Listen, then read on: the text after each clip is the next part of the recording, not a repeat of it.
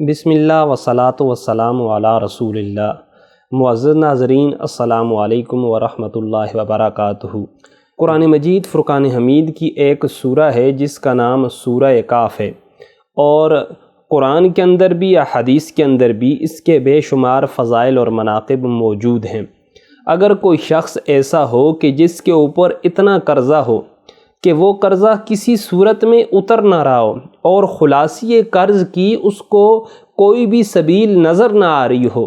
تو علماء فرماتے ہیں کہ اس شخص کو یہ چاہیے کہ وہ نماز جمعہ کی ادائیگی مسجد کے اندر کرے، اور مسجد کے اندر بیٹھ کے نماز جمعہ کے بعد ایک مرتبہ سورہ کاف کی تلاوت خلوص نیت کے ساتھ کرے۔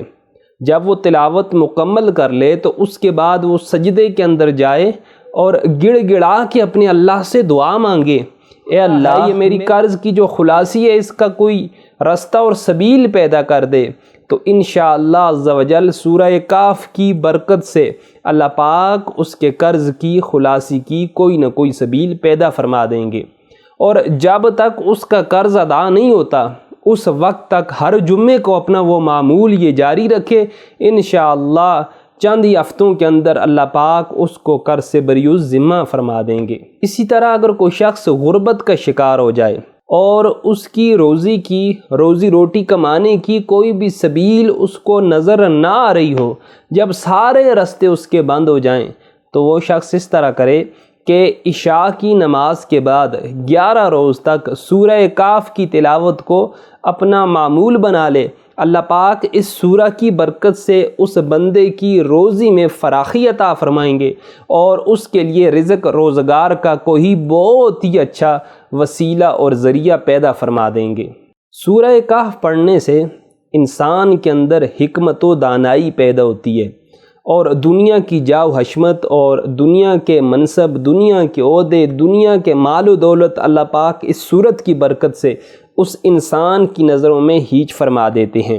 اور اللہ پاک اس بندے کے اوپر حکمت و دانش کی ایسی راہیں کھولتے ہیں جو کہ اللہ پاک اپنے برگزیدہ بندوں کے اوپر جن راہوں کو کھولتے ہیں، بشرطے کہ وہ بندہ صدق دل کے ساتھ اسلام کے اوپر، حق کے اوپر قائم رہے۔ اگر کوئی شخص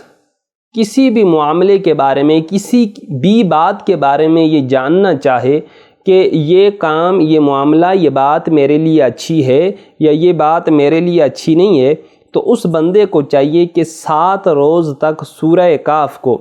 بعد از نماز مغرب بغیر کسی ناغے کے وہ پڑھنا اپنا معمول بنا لے۔ انشاءاللہ عز و جل 7 دن بھی گزرنے نہیں پائیں گے کہ اللہ پاک اس بندے کو مطلع فرما دیں گے کسی نہ کسی طور پہ کہ یہ کام کرنا اس کے لیے فائدہ مند یا سود مند ہے یا فائدہ مند اور سود مند نہیں ہے۔ یہ بھی اس سورہ پاک کے خواص میں سے ایک خاصیت ہے۔ اور سب سے بڑی بات کہ جس حاجت کے پیش نظر سورہ کاف کی تلاوت کی جائے اور اس سورہ کاف کے وسیلے سے اللہ پاک سے دعا کی جائے، تو اللہ پاک اس سورہ پاک کے وسیلے میں اس بندے کی حاجت کو پورا فرماتے ہیں، اس کے رستے کی تمام مشکلات کو دور فرما دیتے ہیں، اور اللہ پاک اس کے لیے نئی منزلیں اور نئی راہوں کا تعین فرما دیتے ہیں۔ اگر کوئی شخص چاہتا ہے کہ اس کا گھر آسیب سے، جنات سے، شیاطین کے حملوں سے محفوظ رہے، جادو وغیرہ سے محفوظ رہے، تو اس کو چاہیے کہ سورہ کاف کی ایک مرتبہ تلاوت کر کے پانی کے اوپر دم کر کے اپنے گھر کی چھت کے چاروں کونوں کے اوپر وہ پانی تھوڑا تھوڑا ڈال دے، تو اس سورہ پاک کی برکت سے اللہ پاک اس گھر سے ہر طرح کا جادو، ہر طرح کے آسیب، ہر طرح کے جنات اور ہر طرح کے شیاطین کے حملوں سے اس گھر والوں کو محفوظ رکھیں گے۔ سورہ کاف کی آخری 3 آیات کو آیات فردوس کہا جاتا ہے۔ اگر کوئی شخص رات کے کسی بھی حصے میں بیدار ہونا چاہے، خواہ تہجد کی نماز کے لیے ہو، خواہ وہ فجر کی نماز کے لیے بیدار ہونا چاہتا ہو اور اکثر اوقات اس کی آنکھ نہ کھلتی ہو، تو اس کو چاہیے کہ رات سونے سے پہلے سورہ کاف کی آخری 3 آیات کی تلاوت کرے، اور اس کے بعد اللہ رب العزت سے یوں دعا مانگے،